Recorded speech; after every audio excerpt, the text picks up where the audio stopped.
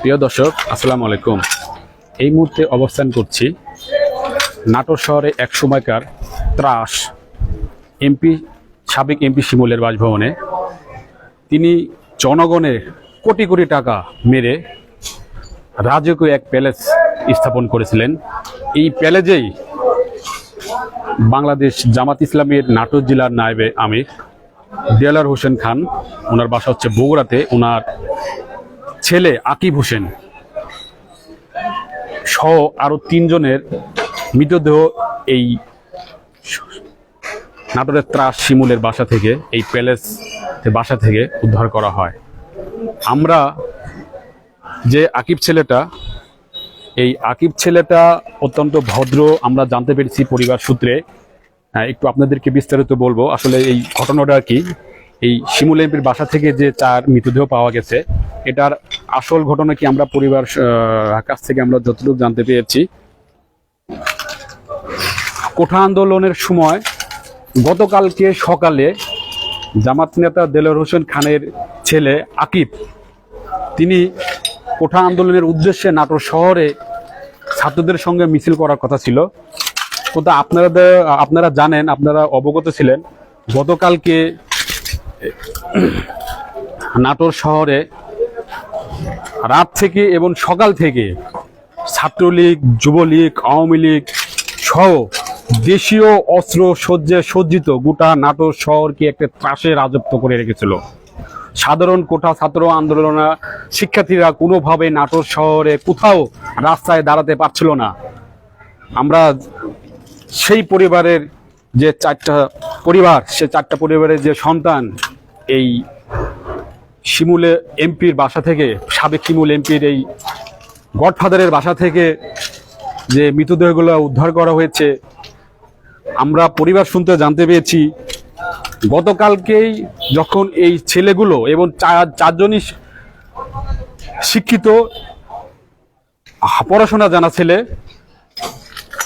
যখন এই 4জনকে যখন হত্যা করে গুম করে এই বাসাতে গুম করে রেখেছিল, যেন পরবর্তীতে তারা যদি কোঠা আন্দোলনের যে সেটা যদি থেমে যায়, তাহলে এই মৃতদেহগুলো অন্য কোথাও গুম করে রাখবে।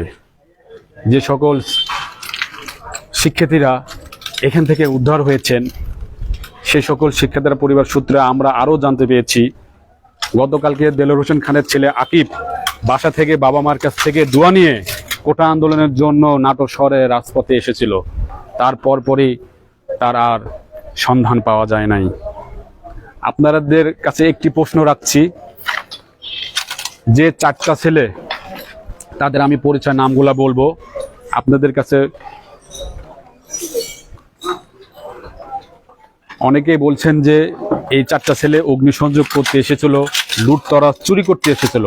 আসলে এটা এই কথা সত্য নয়।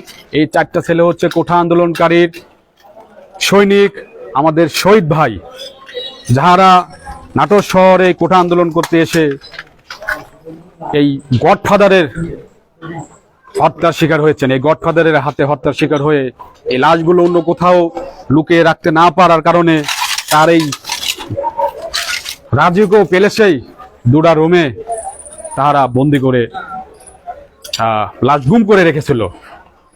আমরা ছেলেগুলোর বয়সগুলো, আমি নাম এবং বয়সগুলো আপনাদেরকে সরাসরি জানানোর চেষ্টা করছি। প্রিয় দর্শক,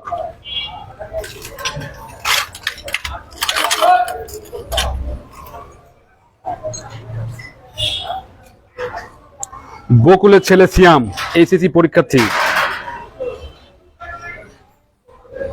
বয়স 19। শরীফুল ইসলাম মোহন, বয়স 20। ইয়াসিন, বয়স 19। আকিবের বয়স 20। ওনার বাবা একজন মজলুম জননেতা, জামাত ইসলামীর একজন জেলা পর্যায়ের নেতা, তিনি কারাবন্দী অবস্থায় আছেন। তার সন্তানকে কোটা আন্দোলনে গতকালকে এই শিমুলের গডফাদার এবং তার সন্ত্রাসী বাহিনী গুম করে হত্যা করে এই প্যালেসেই রেখে দিয়েছিল।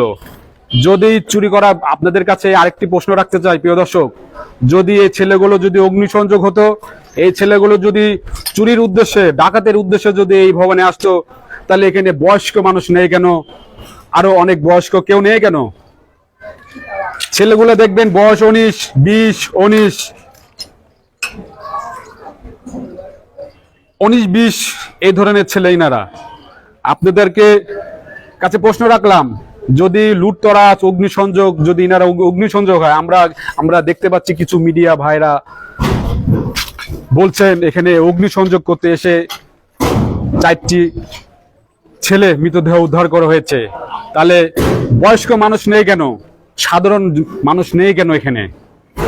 40, 50, 65, 30, 40 বছর বয়সের তো জনগণ থাকার কথা এখানে, কিন্তু এরা আসলে এরা হচ্ছে যে ছেলে এগুলো দেশের জন্য কোটা সংস্কার আন্দোলন করতে গিয়ে আমাদের মাঝ থেকে হারিয়ে গিয়েছে।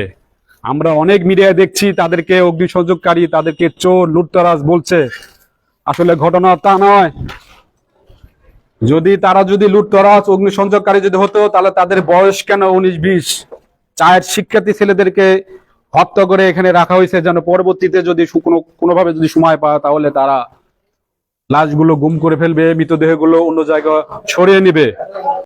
যে ছেলেগুলো নামাজ পড়তো, যে ছেলে ভদ্র নর্ম, দিলের হোসেন খানের ছেলে আকিব, তিনি একজন ভালো স্টুডেন্ট, ভদ্র, তাহার পিতা নাটোর সিটি কলেজের অধ্যক্ষ, তার ছেলে 5 ওয়াক্ত নামাজ পড়ে, ভালো ছেলে, ভদ্র ছেলে। আমরা পরিবার সূত্রে এবং এলাকাবাসী সূত্রে জানছি তিনি কখনো এই অগ্নিসংযোগকারী, লুটতরাজ, লুটপাট এগুলোর সাথে কখনো জড়িত নয়।